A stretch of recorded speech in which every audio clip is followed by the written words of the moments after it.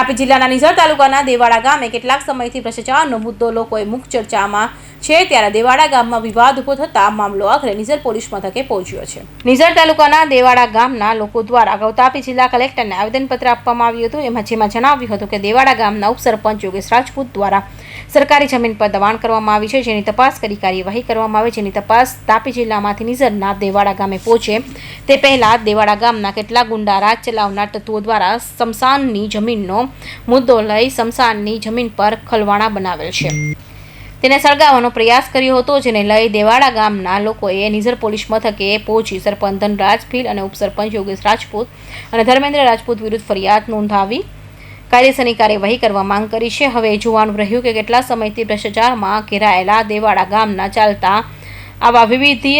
જમીનો પર સ્થાનિક અધિકારીઓને અને જિલ્લાના અધિકારીઓને ક્યારેય ધ્યાન આવશે કે પછી અધિકારીઓ પણ કોઈક મોટો બનાવ બનવાની રાહ જોઈ રહ્યા છે, તે પણ અનેક ચિંતાનો વિષય છે. સાદિક પઠાણ સાથે હિન્દ ટીવી ન્યૂઝ, કુકરમુંડા, તાપી.